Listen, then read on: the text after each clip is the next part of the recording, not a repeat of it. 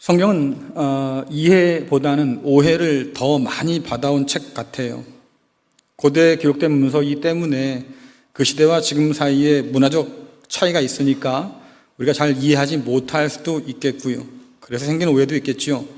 하지만 지금의 시대의 시선을 가지고 성경을 바라보려고 하는 그런 우리의 선입견 때문에 생긴 오해도 만만치 않겠다 싶습니다. 요한계시록을 예로 들자고 하면 많은 사람들 생각 속에 요한계시록은 말세의 예언이 담긴 아주 위험한 책이야. 그래서 성경을 다 읽더라도 졸리운 레위기 건너뛰고 어려운 이 요한계시록 건너뛰고 이런 분들 많거든요. 또 로마서 좀 살펴보고 있는데요. 로마서는 딱딱한 교리서야 이렇게 이해하는 분들이 굉장히 많아요. 오해한 건데 이미 우리가 다뤄봤지만 요한계시록은 고난받는 성도들을 위로하고 격려하기 위해서 쓴 사랑의 편지입니다. 주님 오시니 끝까지 견디자, 이런 마음을 가지고 쓴 편지가 요한계시록이에요.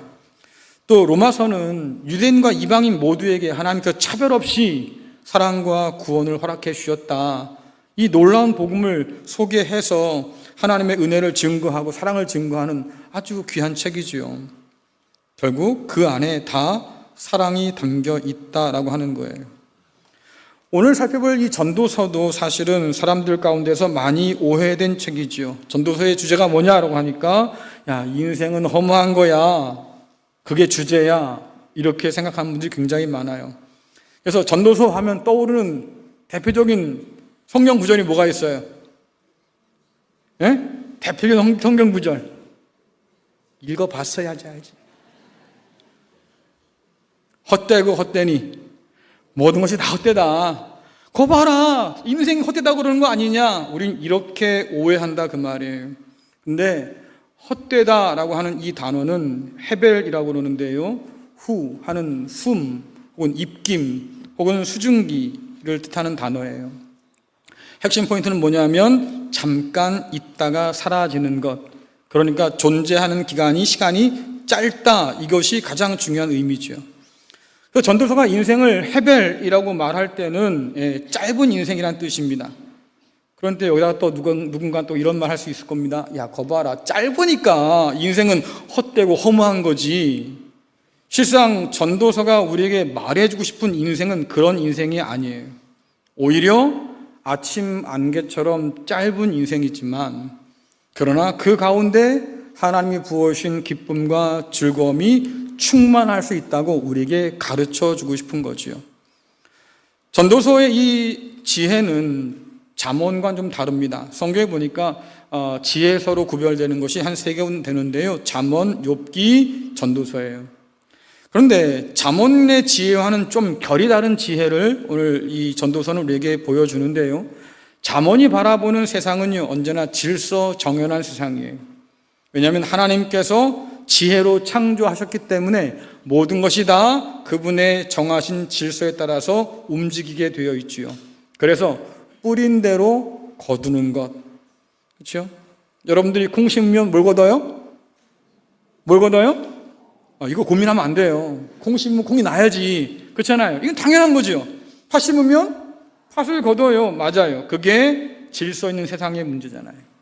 악한 자는 어떻게 됩니까? 하나님의 심판 아래 놓이게 되고, 선한 사람들은요, 의인들은요, 하나님께 복을 받게 되고, 이것이 잠언이 우리에게 가르쳐주는 지혜고, 그래야 마땅하다고 우리는 배우고 살았어요.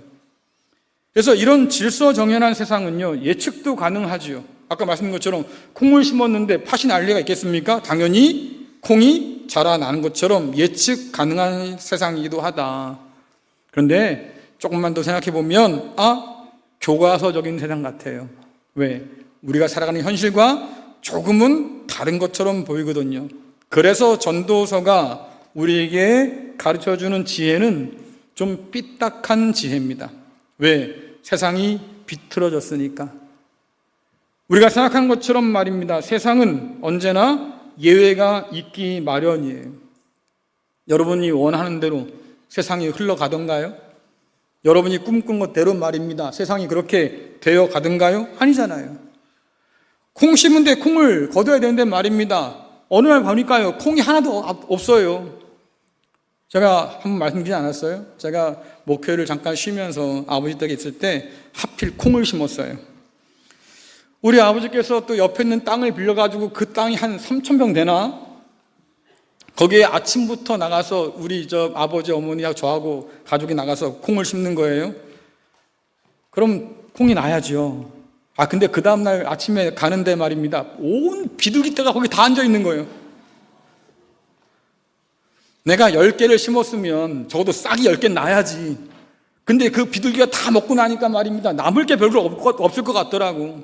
어렵게 심었는데, 물론 그 해에 콩을 좀 거두긴 했어요. 하지만 언제나 그런 것은 아니다. 내가 애쓰고 수고했어도 누군가 그것을 가져가기도 하고, 내가 한 모든 수고가 헛된 그런 때도 반드시 우리 삶에는 있다라고 하는 거지요. 잠언이 제시하는 선과 악, 얼마나 선명합니까? 그 기준이. 그 기준 따라서 말입니다, 누구는 악이고 누구는 선이에요. 그렇게 갈랄 수 있겠는데, 실상 우리가 사는 세상은 그 선이 말이죠, 그렇게 분명하게 드러나지 않잖아요. 뭉개진 그리고 희미해진 그런 기준을 가지고 우리는 살아요. 그래서 이제는요, 누가 선하고 누가 악하냐 잘 모르겠어요. 저마다의 진리가 있는 거니까. 그래, 네 입장에서는 그게 진리고 내 입장에서는 이게 진리니까 그냥 그렇게 서로 인정하고 살자, 뭐 이런 거지요. 그러니 무엇이 진리냐 분명치 않은 세상을 우리는 살고 있다. 그래서 이렇게 전도서가 바라보는 세상을 요즘 사람들은 뭐라고 표현하냐면 액체 세상이라고 그래요. 액체 세상, 물처럼 흐르는 세상이란 얘기인데, 이렇게 말입니다, 컵에 물이 담겨져 있으면 별 상관없어요. 근데 만약에 이 컵이 깨져서 없어진다면 물은 어떻게 되겠습니까? 사방으로 튀겠지요. 이 세상이 그렇다. 규범도 있었고 질서도 있었고 진리가 무엇인지 명확한 선도 있었고 뭐가 선이고 뭐가 악이냐 기준도 있었지만, 그러나 이제 오늘날은 그런 시대는 아니다. 그래서 세상이 물처럼 요동하기 시작합니다. 변화가 빨라요. 적응이 어려워요. 이 빠른 변화에 우리가 적응해야 살아남아야 될 텐데 말입니다, 그런 강박이 우리 마음 가운데 자리 잡는 거죠. 조금이라도 삐끗하면, 그래서 뭔가 뒤처지기 시작하면 언제든지 떨려 나갈 수 있어, 버려질 수 있어, 이런 불안이 우리 마음 가운데 계속 자리 잡고 있는 거예요. 내일을 예측할 수 없는 그런 불확실한 세대를 우리는 삽니다. 그러니까 혼돈과 두려움 가운데 살아갈 수밖에 없는 거죠. 그러니 우리 인생은요, 이 세상 가운데서 그렇게 행복하지 못한 거예요. 예상을 비껴가는 이런 세상 가운데서 과연 잠언적 지혜가 유용할까? 거기에 대한 반대로 나온 것이 오늘 이런 전도서의 반성적인 지혜지요. 삐딱한 세상을 우리가 어떻게 받아들이고 이해할까?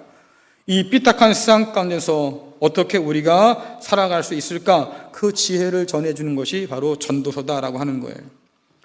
오늘 우리가 읽은 말씀은 전도서의 결론 같은 말씀인데요, 근데 읽다 보면 좀 불편해져요. 그렇죠? 읽다 보면 도대체 뭘 어쩌란 말이냐, 좀 혼란스럽게 다가오기도 해요. 마치 말입니다, 부장이, 한 회사의 부장님이 직원들을 다 불러 모았어요. 오늘 점심은 내가 쏜다. 우리 가서 밥 먹자. 중국집에 데려갔어. 앉아가지고 뭐라고 그랬습니까? 다 시켜! 시키고 싶은 거. 나는 짜장면. 제가 이 말을 했더니만 우리 장로님 한 분이, 목사님 요즘에는 안 그래요. 왜요? 회식을 아예 안 가려고 그래요. 가더라도요, 지 먹고 싶은 거 그냥 먹어요. 뭐 요즘은 그렇다 치더라도 한때 이런 문제들이 우스갯소리로 등장했잖아요. 그러니 부장님이 난 짜장면 그러니까 다른 사람 눈치 없게 그래도 난 탕수육 먹고 싶은데 말할 수가 없잖아요. 그러니 짬뽕과 짜장면 둘 중에 하나지 뭐. 마치 말씀을 읽다 보면 그런 생각이 들 수도 있겠다. 자, 전도서 11장 9절 말씀 같이 읽겠습니다. 시작. 청년이여, 내 어린 때를 즐거워하며 내 청년의 날들을 마음에 기뻐하여 마음에 원하는 길들과 내 눈이 보는 대로 행하라. 그러나 하나님이 이 모든 일로 말미암아 너를 심판할 줄 알라. 아멘. 마음에 원하는 길들 내 눈에 보이는 대로 그렇게 행하면 돼. 이렇게 말을 하고 나서 뒤에 뭐라 그럽니까? 하지만 이 모든 일로 하나님이 심판할 거야. 그러면 여러분 생각해 보세요. 즐기라는 말이에요? 즐기지 말란 얘기예요? 어쩌란 얘기예요? 다 시켜 그래 놓고 난 짜장면 그거가 뭐가 다르냐고. 그렇지 않겠습니까? 그러니까 혼란스러운 거야. 그러니까 야 이게 좋다 말았단 말이지.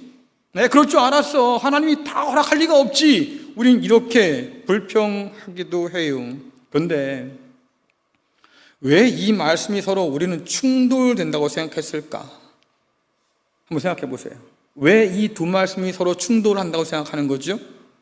우리가 자유롭게 뭔가를 한다고 하면 반드시 하나님 뜻을 벗어날 거라는 전제를 가지고 있잖아요. 그렇죠? 여러분 생각해 보세요. 누구도 나를 정죄하지 않고요. 그런 법도 없고요. 그냥 마음대로 살면 된다고 하는 세상이 된다고 생각해 보세요. 여러분 그럼 지금처럼 살 거예요?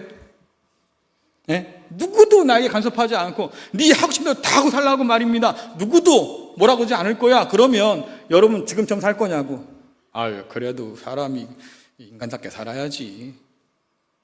점점 뺄 거예요? 쉽지 않을 것 같은데요. 그렇지요? 어떤 이름이 너무 어려서요. 발음이 꼬일 것 같아서 발음 못하겠어요. 어쨌든 그 소설가가 그런 얘기 썼어요.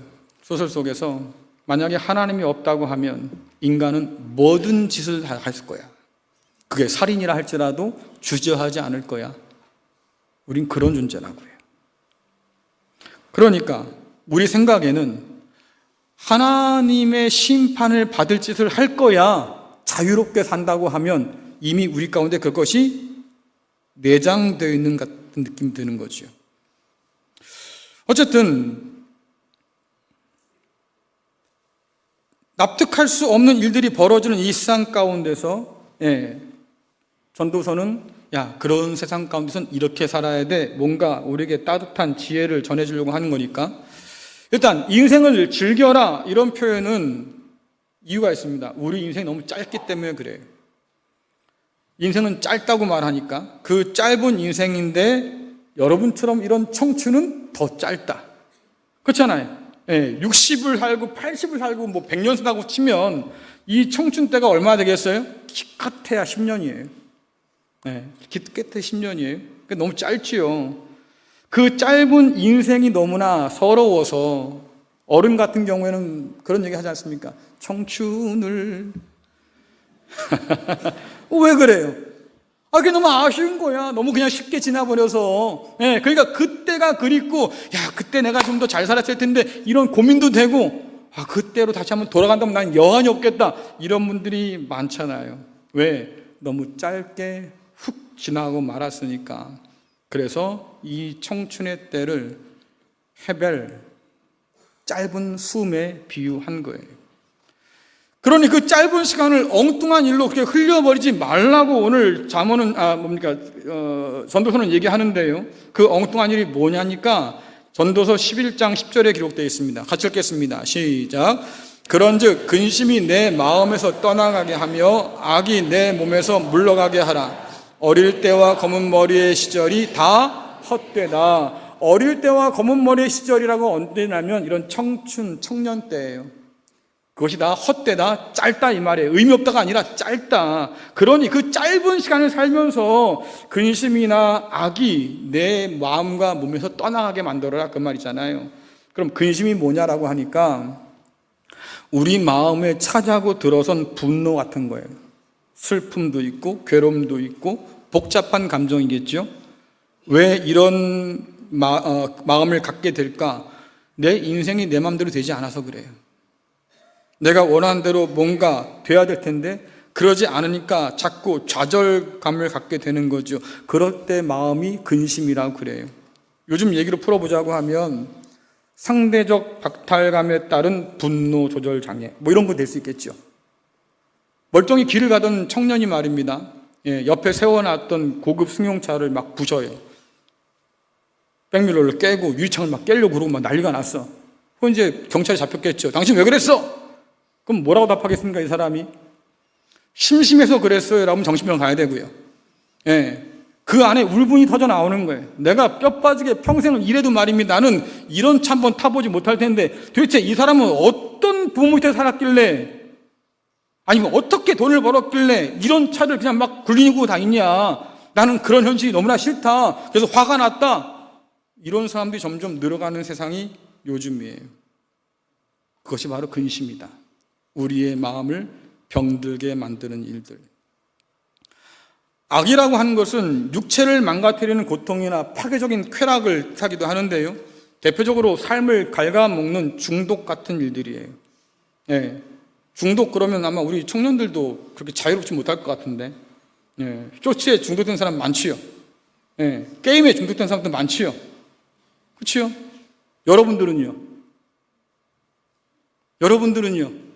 주식에 눈을 못 떼요. 올라야 될 텐데 이러고 살잖아요. 예? 아니면 어떤 분들은 드라마에 또 빠져 살기도 하고, 뭐 이런 것들은 양호할 수도 있겠습니다. 왜? 요즘엔 마약도 있고요, 술도 있고요, 많이 있으니까. 어쨌든 보통 우리가 그런 얘기 하지 않습니까? 야, 사랑할 시간도 부족한데 우리 싸우지 말고 살자. 이것처럼 그래요, 짧은 인생인데 이렇게 파괴적인 감정들, 헛된 일로 우리가 소비할 수 있겠냐? 그러지 말라는 게 전도자의 권면이에요. 그러면 왜 우리는 이 짧은 시대를 살면서 그렇게 헛된 것들로 채우려고 할까? 이게 문제인데, 아까 말씀드렸습니다. 우리에게는 강박이 있다고 그랬어요. 불안증이 있다고 그랬습니다. 예, 내일을 알 수 없고 예측할 수 없기 때문에 느끼는 그런 두려움이 우리 가운데 있다고 그랬어요.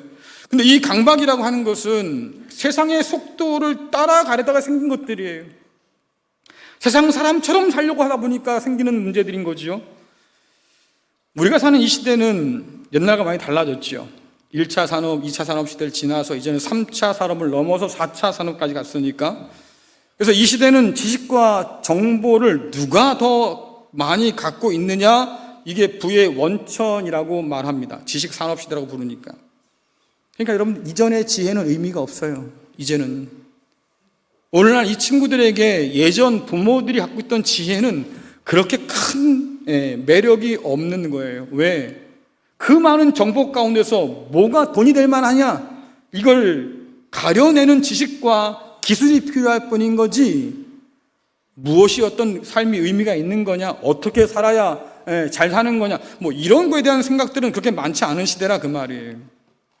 그러다 보니까요, 기술이 필요하고 지식이 필요하니까 공부를 계속 할 수밖에 없어요. 왜? 자꾸 세상은 변하고 상황도 바뀌니까.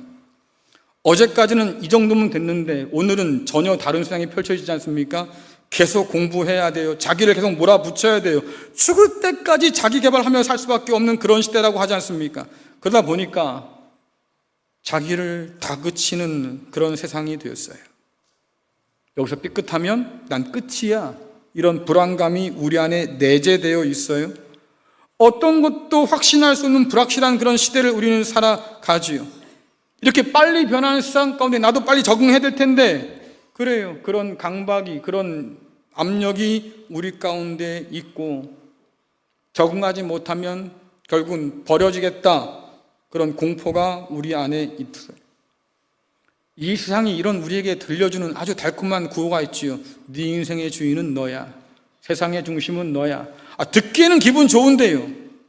근데 듣고 나면 좀 찝찝한 게 뭐겠습니까? 그러니 너는 끊임없이 주인공이 돼야 되고, 계획을 세워야 되고, 성과를 내서 말입니다, 남보다 앞서가야 되고, 이런 압력을 계속 받는다 그 말이에요.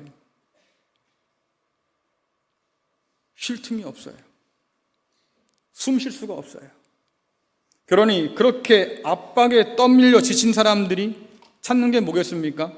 도파민 폭발한다는 그런 도피처를 찾게 되는 거지요. 삶의 근심을 벗어나기 위해서 악한 것을 자기 몸에 채우는 이런 악순환이 계속 반복될 수밖에 없는 세상이다. 그러면 우리는 어떻게 이 강박에서 벗어날 수 있을까? 어떻게 이 짧은 인생을 살면서 근심과 악에 매여 살지 않을 수 있을까? 오늘 그 지혜를 전도서가 가르쳐 줍니다. 자, 전도서 12장 1절에서 2절 말씀 같이 읽겠습니다. 시작. 너는 청년의 때 너의 창조주를 기억하라. 곧 곤고한 날이 이르기 전에 나는 아무 낙이 없다고 할 해들이 가깝기 전에 해와 빛과 달과 별들이 어둡기 전에 빛 위에 구름이 다시 일어나기 전에 그리하라. 아멘. 끝에 그리하라 이 말씀은 앞에 말을 받은 거지요. 그렇기 전에 너의 창조주를 기억하라 이 말이니까. 그래서 1절과 2절뿐만 아니라 12장 내내 반복되는 말씀이 그겁니다. 창조주를 기억해야 돼, 기억해야 돼.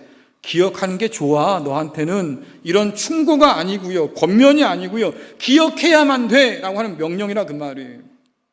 그러면 그냥 하나님을 기억해라 이렇게 말해도 될 텐데요, 굳이 너의 창조주를 기억하라고 이야기하는 얘기는 뭘까? 왜 하나님이 아닌 창조주를 기억하라고 할까? 이유가 있어요. 우리가 피조물인 것을 잊고 살거든요.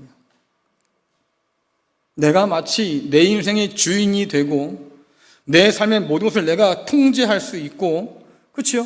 내가 하나님 자리에 앉아서 내가 하나님이야, 그렇게 피조물의 위치를 잊고 살기 때문에 지금 그 얘기를 하는 거죠. 그러지 말고 창조주를 기억해야 돼.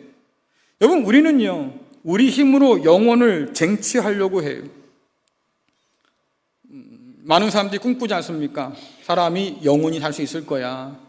몸을 기계로 바꾸고 정신만 다시 바꾸면 나는 영생할 수 있을 거야. 이런 꿈을 꾸고 산단 말이에요. 우리가 신이라도 되는 것처럼. 그래서 늙지 않는 것이 이 시대는 자랑이에요. 아마 여러분 계시겠지만 여러분들에게 오늘따라 이렇게 젊어 보여요. 그럼 입꼬리가 이렇게 올라갈 거야. 화장품을 바꿨거든요. 또 물어봐. 아니 그래, 무슨 화장품 쓰는데 그렇게 바뀌었어? 비밀이에요. 왜? 나만 젊어지고 싶거든. 그렇죠? 그러다 보니까요, 늙는 것은 저주처럼 여겨지고요, 젊어지는 것이 우리에겐 복으로 알아요.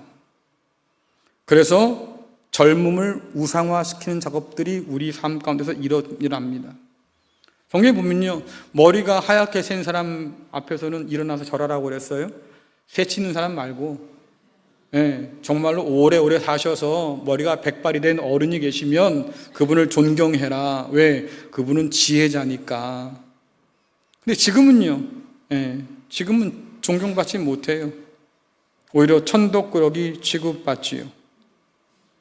왜 이런 일이 벌어졌을까? 우리가 창조주 하나님을 잊었기 때문이에요. 나도 늙어갈 사람이고 죽는다는 생각들을 하지 못하고 사는 거지요. 결국 이 모든 강박, 불안, 이것들은 우리 인생의 주인이 나야 라는 착각에서 시작된 거다 그 말이에요. 내가 내 모든 것을 다 통제할 수 있다고 하는 그런 오만에서 시작됐다 그 말이지요. 하나님이 아닌 우리가 감히 하나님 자리에 앉아가지고 그 하나님 노릇을 하려고 하다 보니까요, 온갖 것들이 짓누르기 시작합니다. 그래서 흔히 말하는 것처럼 과부하가 걸려요. 과부하. 그것이 압력이 되고 우리를 짓누르고 우리를 몰아세우고, 왜? 안 되는데 억지로 하려니까 힘든 거지. 이런 우리가 창조주를 기억할 때 비로소 원래의 자리인 피조물의 자리로 내려올 수 있다. 하나님, 내가 모든 걸 다 통제할 수 없는 걸 이제 인정합니다. 내 앞에 모든 것들을 다 예측하려는 교만을 하나님 회개합니다. 겸손히 하나님의 자리에서 내려와서 내가 있을 그 자리에 있어라. 그것이 곧 창조주 하나님을 기억하라는 의미예요. 여러분들, 이스라엘 백성들 얘기를 제가 종종 하는데요, 그들이 애굽에 나와서 가나안 땅으로 가는데 광야를 걷잖아요. 길이 없어요. 그래도 하나님이 앞에서 그들을 인도해 가시니까 그들은 그 뒤를 따라가면 별 문제 없던 거거든요. 근데 의심이 들어요. 가만, 하나님, 그 길로 가면 맞겠어요?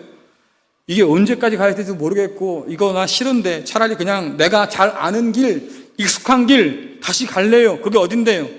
애굽으로 돌아가는 길이었어요. 그렇지요? 그 광야에서 하늘의 만나를 먹었습니다. 우리 같으면 이야, 그 복을 누리고 살았다고 할렐루야 할 텐데 그들은 정작 그러지 못했어요. 오히려 원망하고 불평하고 아주 그냥 만나가 물린다고 이제 그만 좀 먹고 싶다고, 애굽으로 한번 돌아가야겠다고, 하나님이 앞서가시는 것이 싫어서 하나님을 뒤에 놓고 자기가 앞서가려고 하지 않습니까? 이것이 이스라엘 백성들의 삶이었다. 그러나 하나님을 인정한다고 하면 이런 무모함을 내려놓고 우리를 앞서 인도하시는 하나님의 뒤를 따라서 겸손하게 걸어가는 거지요. 그때 우리에게는 불안이나 강박이 아니라 진짜 평안과 만족함을 누릴 수 있다고 성경은 이야기해 주잖아요. 그러니 하나님의 섭리를 따라서 순종할 때 비로소 우리의 삶은 근심이나 악이 아니라 하나님께서 우리가 허락하신 그 놀라운 은혜로 충만하게 찰 수 있겠고, 그 은혜 안에서 내일을 준비하시는 하나님을 기대할 수 있다고 하는 거예요. 그래서 이런 우리에게 창조주를 기억하라고 말씀하는 것이요. 또 하나는 창조주를 기억할 때 우리가 뭘 보겠습니까? 야, 내 인생은 짧은 인생이구나. 그렇지요? 하나님은 영원한 분이시지만 나는 짧은 인생을 사는 사람이구나. 다윗 말처럼 말입니다. 죽음은 모든 사람이 가는 길이에요. 자, 여러분 가운데 나는 절대로 안 죽어요. 손들어 보세요. 나는 절대로 안 죽을 거예요. 손들어 보세요. 아우, 손이 든 분이 한 분도 안 계시네.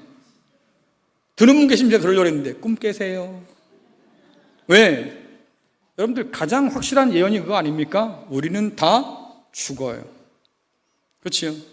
전도서 12장 2절에서 7절 말씀을 보니까요, 젊음을 잃고 죽음 앞에 선 인생을 비유해서 묘사하는데, 빛이 어둠으로 바뀐다. 생명빛이 점점점 희미해진다. 살아도 낙이 없어요. 그렇죠? 옛날에는 맛있는 걸 먹는 것이 낙이었는데요, 나이가 들고 말입니다. 몸이 힘들고 이가 부실해지니까 뭐라 그럽니까? 아유, 내가 이제 모래를 씹는 것 같아서 먹기가 싫어. 아마 여기 계신 분들 중에 그런 분 많을 거예요. 아우, 그냥 대충 그냥 물 말아서 그냥 뜨고 왔어요. 왜? 입맛이 없어요. 삶의 의욕들이 점점 더 줄어들기 시작해요. 아무런 낙이 없다. 그래서 연세가 아주 많으신 분들 제가 신방하다 보면 가끔 그런 말씀 하셔요. 목사님, 나 이제 하나님한테 가게 해주세요. 내가 어떻게 가게 해주겠냐고. 큰일 날 소리 하지 마세요, 제발. 근데 그분들의 마음은 이해간다 그 말이에요. 왜? 얼마나 힘들면, 얼마나 삶에 낙이 없으면 이제는 그만 살아도 좋겠다고 말씀하실까? 적어도 빈말은 아니었다 그 말이지. 왜? 지금 내가 너무 힘들어요. 차라리 죽는 게 지금 이렇게 사는 것보단 나을 것 같아요. 그러니 하나님 나를 빨리 데려가시면 좋겠어요. 이런 얘기 한다 그 말이지요. 근데 이 죽음이라는 게 참 묘합니다. 아까 말씀드린 것처럼 죽음은 확실하지요. 저도 죽고 여러분도 죽어요. 비껴갈 사람이 아무도 없지 않습니까? 근데 이 죽음만큼 우리의 예측을 벗어나는 게 없어요. 내가 언제, 어디서, 어떻게 죽을지 아무도 알지 못하지요. 자, 여러분들, 내일 나는 눈 뜰 거다 흔들어 보세요. 나는 내일 눈 뜰 거다.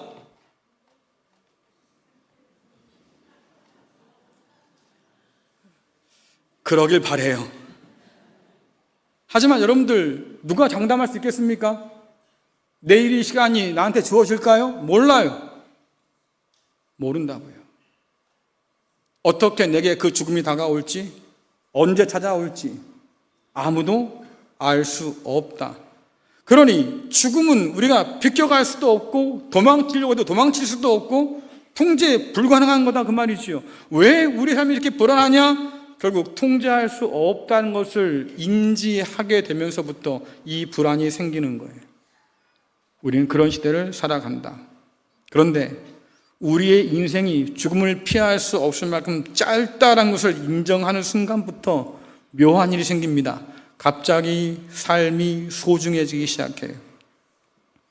언젠가 나는 죽어요. 이 사실을 겸하게 받아들인 사람들은 남아있는 삶을 낭비하지 않아요.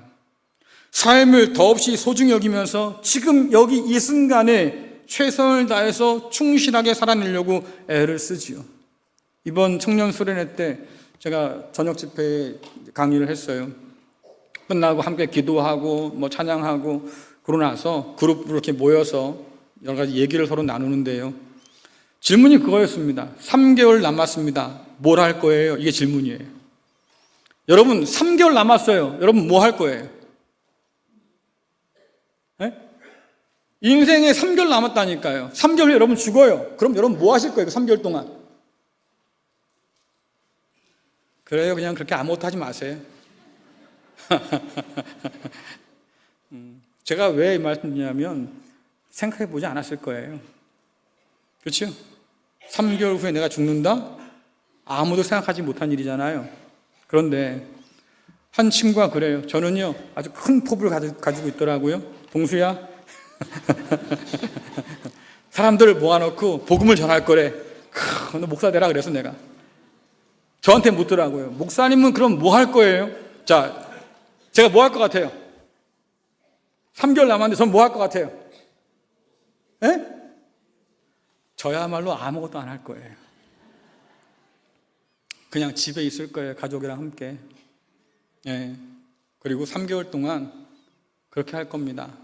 사랑해, 사랑해, 미안해, 미안했어. 왜? 목회하면서 제가 가족에게 제대로 해본 적이 한 번도 없어요. 뭐 부모님께도 마찬가지고 아내나 내 자녀들에게 뭘 제대로 해준 게 한 번도 없어요. 그러니까 3개월 남았다고 하면 아 그래 사랑하는 사람과 함께 살면서 마지막 그 순간이 오기까지 사랑한다 말해주고 미안하다 말해주고 그렇게 삶을 정리하면 좋겠다. 그냥 제 생각이라고요. 네, 제 마음이죠. 자, 그런데 제가 여기서 드리고 싶은 말씀은 뭐냐면 얼마 남지 않았다, 짧다 이 생각이 드는 순간부터 삶이 그만큼 더 소중해지기 시작한다. 그리고 그때가 돼서야 비로소 우리가 하나님의 명령에 순종하게 되는데 자, 다시 한번 전도서 11장 9절 말씀 읽어보겠습니다. 함께 읽습니다. 시작. 청년이여 내 어린 때를 즐거워하며 내 청년들의 날들을 마음에 기뻐하여 마음에 원하는 길들과 내 눈이 보는 대로 행하라. 그러나 하나님이 이 모든 일로 말미암아 너를 심판할 줄 알라. 아멘. 전도서 11장 9절에서 담긴 하나님의 명령은 그겁니다. 정리하면 그거예요. 해별의 한숨에 불과한 짧은 이 날들을 즐거워하면서 기뻐하면서 원하는 대로 사세요. 근데 이것이요 충고나 권면이 아니라 명령이에요. 그렇게 살아라 라고 하는 거지요. 왜? 하나님이 우리에게 그 짧은 기간이지만 하루를 선물로 주셨으니 그때를 믿음을 가지고 충만하게 살아내라 이 말이에요. 성경은 하나님께서 우리에게 주신 이 복과 은혜를 제대로 누리지 못한 것에 대해서 죄라고 말씀하거든요. 전혀 예상치 못했던 일이겠지만 분명히 언급되어 있습니다. 자, 신명기 28장 47절부터 48절 상반절 같이 읽겠습니다. 시작. 여러분은 모든 것을 넉넉히 가졌는데도 여러분의 하나님 여호와를 기쁘고 즐거운 마음으로 섬기지 않았어. 그러므로 여러분은 여호와께서 보내시는 원수들을 섬기게 될 것이요. 아멘. 원수들을 섬기게 된다고 하는 것은 망한다는 뜻이에요. 왜 망하냐라고 하니까 하나님께서 모든 것을 넉넉하게 주셨음에도 불구하고 감사하지 않아요. 기뻐하지 않아요. 그것을 맛보며 누리지도 못해요. 부족하다 말하고 없다고 얘기하고 우상 앞에 가서 절하고 말이죠. 이러고 산다 그 말이에요. 그러니까 하나님께서 뭐라고 말씀하십니까?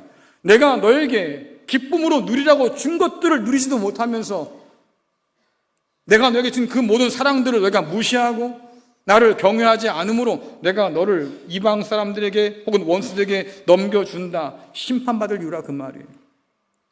우린 종종 심판을 열매를 얼마나 맺느냐 이것만 생각하잖아요. 그렇죠?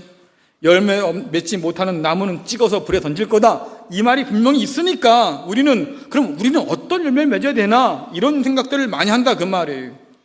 하지만 그와 더불어서 심판은 하나님이 주신 복과 은혜를 우리가 얼마나 어떻게 누구와 누리며 살았는가도 굉장히 깊은 관계가 있다고 하는 거죠. 하나님 백성으로 부름받았습니다. 하나님의 자녀가 되었습니다. 하나님께서 하늘의 모든 복을 다 부어주었습니다. 그럼 그 복을 맛보고 누리며 사는 것이 마땅하다 그 말이에요. 예수님 비유에 보면 마다들이 나오지 않습니까? 집 나간 동생이 돌아왔다고 그러는데 기뻐하지 않아요. 아버지가 잔치를 벌여놓고 너도 함께 와서 기뻐하자 그러니까 싫다고 그래. 그럼 뭐라 그럽니까? 내가 아버지 집에서 떠난 적이 없고 아버지를 계속 섬기고 살았는데 어떻게 나한테는 말입니다 염소 새끼 하나 주신 적이 없습니까? 근데 아버지가 뭐라 그럽니까? 야, 내게 다 네 거잖아. 그 얘기는 뭐예요? 아버지 집에서 그는 종으로 살았던 거예요. 하나님께서 그리스도 예수를 통해서 하늘의 모든 복을 다 주셔서 저와 여러분이 하나님의 자녀가 됐다고 그러고 하늘의 상속자 됐다고 그러지요. 하늘의 모든 복을 지금도 누릴 수 있도록 하나님께서 부어주셨다고 말씀하잖아요. 그래서 제가 계속 물었던 거 아닙니까? 그 복을 누리며 살고 있냐고. 근데 누리고 살지 못하는 것이 신명기 말씀에 의하면 죄라 그 말이에요. 하나님의 선하심을 무시하는 죄, 기쁘게 누리라고 그렇게 주셨음에도 불구하고 그 목적을 이해하지 못해서 말입니다 불평과 원망으로 살아간 죄, 이 죄를 우리가 어떻게 하겠냐 그 말이겠죠. 양자영을 받고도 종으로 사는 것, 그것은 하나님의 은혜를 헛되이 받는 행위인데 아들을 통해서 우리에게 주신 그 은혜를 우리가 그렇게 무시한다고 하면 우리가 과연 심판을 벗어날 수 있겠냐 그 말이에요. 그러니까 전도자가 지금 뭐라고 말하는 겁니까? 오늘이라고 하는 이 시간이 선물로 주어졌는데 말이지요. 지나간 그 과거에 발목 잡혀 살지 말라 그 말이에요. 예, 그 발목 잡혀서 말입니다. 그 지난 날들을 끄집어 들어와서 그때 내가 좀 더 잘했어야 되는데 온갖 후회를 하고 있다 그 말이지. 그게 무슨 의미가 있어요? 제가 30년 만에 다시 여기 와가지고요, 가만히 보니까 후회되는 게 있더라고요. 1995년도 12월 달에 제가 왔거든요. 그러니까 본격적으로 사역한 게 96년도가 될 테니까 그때 뭐 교회가 뭘 많이 줬겠어요 우리한테. 그래도 그 사례비를 쪼개서라도 아니면 빚을 내서라도 땅을 샀어야 되는데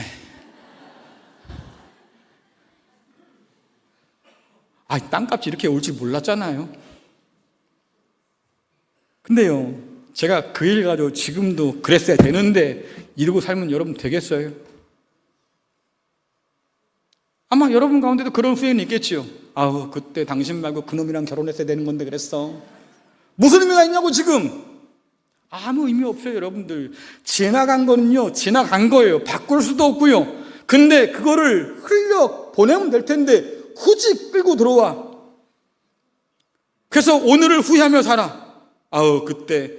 그럼 여러분들 이런 후회를 가지고 살면 인생이 얼마나 우울하겠어요. 그렇지요? 삶에 기대가 없잖아요. 바꿀 수 없는 그 일을 가지고 후회만 있지 내가 오늘을 기쁘게 살아갈 수 있는 건덕지는 아무도 없는 거지요.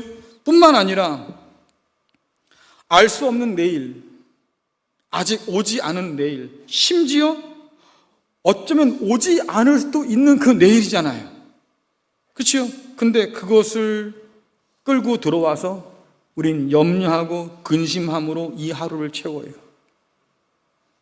여러분, 거기에 하나님의 복과 은혜는 어디 있어요? 오늘을 충실히 살고자 하는 그런 마음은 도대체 어디 있어요? 그래서 주님께서 그런 말씀 하신 거예요. 오늘 염려는 오늘 해라. 내일 염려는 내일 해. 내일 것까지 끌고 들어와서 말이지 그렇게 고민하지 말고 내일 건 내일 해도 괜찮다. 오늘 것만 해도 괜찮아. 오늘에 집중하라고 말씀하는 거예요. 이런 세상을 보면요, 성경의 그런 경고가 딱 들어맞는 것 같습니다. SNS라든가 인스타그램 보면요, 개개인의 어떤 소소한 일상들을 소개한다고 하지만 대부분은 말입니다, 굉장히 허세에 찌든 사람들이 많지요. 그렇죠? 예, 난 이렇게 살아. 뭐 과시하고 싶은 사람들이 많아요. 근데 가만히 생각해 보세요. 정말 그들이 다 그렇게 살까요? 허세라니까. 진짜 그렇게 못 살아요. 그렇게라도 위로받고 싶은 거예요. 참 불쌍한 인생들인데 그런 사람들이 많다 그 말이지요. 영혼까지 끌어모아야 산다는 세상 아닙니까? 정말로 그러다가 영혼까지 탈탈 털린 사람들이 한둘이 아니에요. 그림 보여주세요. 네. 3포 세대라고 하는 단어가요, 2011년에 나왔습니다. 지금부터 14년 전에 나왔거든요. 3포 세대는 뭐냐면, 연애, 결혼, 출산 3가지 포기한 사람들이에요. 네. 11년 전에 당신들 선배들이 이렇게 살았다고. 그런데 몇 년 후에 말입니다. 거기에다가 취업과 내 집 마련까지 포기한 5포 세대가 등장했습니다. 몇 년 후에 외모, 건강, 관리까지 다 포기한 7포 세대가 등장하기 시작해요. 얼마 안 가서 인간관계나 희망까지도 포기했다고 하는 9포 세대가 등장하고요. 급기야는 꿈도 희망도 다 없다. 난 내 인생도 포기하고 싶다. 이런 완포 세대, 전포 세대가 등장하기 시작합니다. 무려 14년 만에. 그게 지금 우리 청년들의 현실이에요. 불쌍히 여기세요, 여러분들. 불쌍히 여기세요. 야, 니들 참 힘들겠다, 세상 살기가. 저도 세 아들의 아버지 아닙니까? 다 청년들이거든요. 얘기 듣다 보면 제가 미안해져요. 아유, 그때 땅 좀 사놓을 걸.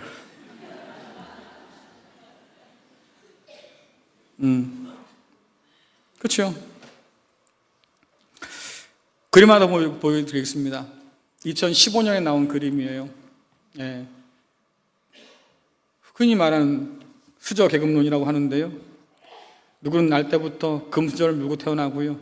누구는 날 때부터 흙수저를 태어났대요. 부모 탓이죠, 이렇게 되면요. 내가 좋은 부모를 만났어야 되는데 이렇게 되는 거잖아요. 근데 이것이 10년이 지나면서 좀 다른 얘기들이 등장하기 시작하는데 금수저보다 더한 게 나왔어요. 무슨 수저일까요? 예? 다이아몬드 수저가 나왔대. 대체 그 사람들은 뭘까? 그치요? 근데 흙수저 밑에도 하나 나왔어요. 예, 흙수저 밑에는 뭘까요?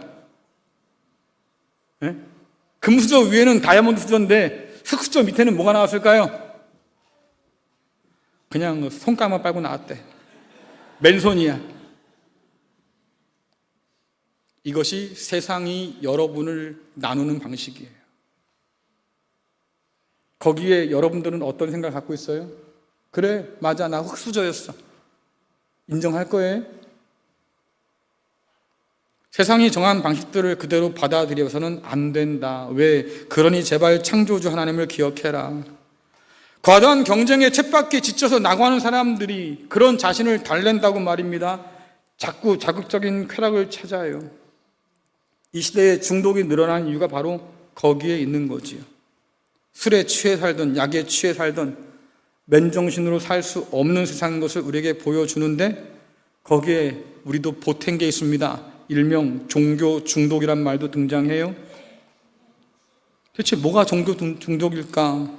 여러분 생각해 보세요. 교회가 그동안 가르쳤던 방식들이 어때요? 성공해서 하나님의 영광을 드러내세요. 성공하지 못하면요? 영광 가리는 걸까요?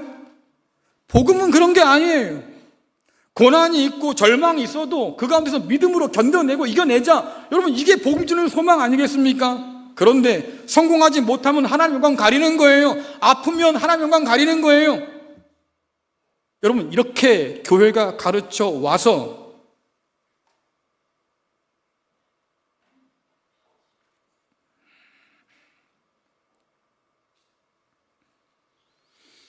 한몫을 단단히 했어요.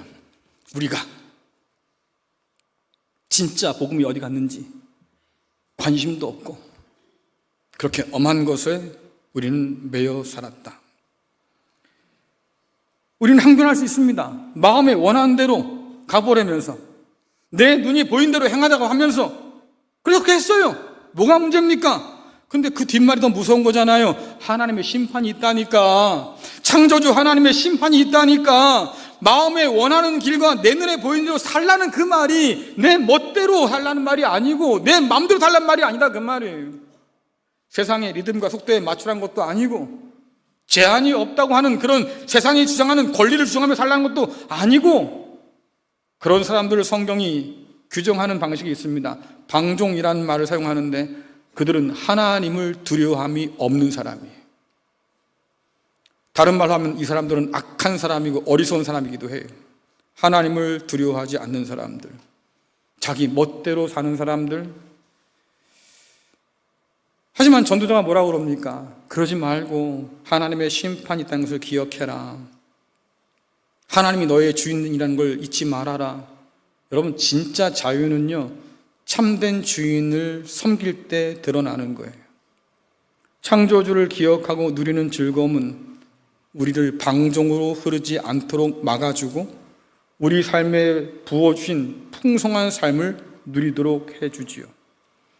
우리는 헤벨에 불과한 사람들이지만 그러나 영혼에 잇대어 살아가고 하나님의 놀라운 사랑과 그 은혜를 받아 누리는 사람들.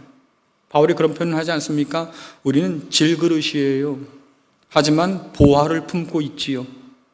능력의 힘이 큰 것이 내게 있는 것이 아니라 하나님께 있어서 그 하나님의 능력이, 하나님의 은혜가 성령께서 우리 가운데 충만해요. 그러니 빈 마음이 아니고요, 성령의 은혜로 생수로 충만한 인생으로 살아갈 수 있다 하는 거죠. 언제? 지금, 여기서, 오늘. 그걸 한번 여쭤볼게요. 여러분, 주인은 누구예요? 나는 누구에게 속해 살까? 오늘 전도자는 그럽니다. 창조주를 기억하세요. 하나님을 섬기면서 오늘 주신 은혜를 만끽하며 사세요. 지나간 과거에 매여서 오늘을 후회로 채우지 말고 아직 오지 않은 내일을 위해서 오늘을 갈아 넣지 말고 불확실한 미래에 떨지도 말고 확실한 창조주의 손을 잡고 그분께서 우리에게 허락하신 이 하루의 삶을, 오늘이란 날을 마음껏 누리며 기뻐하며 살라고 우리에게 말씀하지요. 여전히 하나님은 살아계시고 우리 삶을 바라보고 계시고 믿음으로 응답하는 삶을 여전히 인도하고 있다는 사실들을 여러분 믿으시면서 창조주 하나님 손 아래 살아가는 저와 여러분 될 수 있기를 간절히 축원합니다.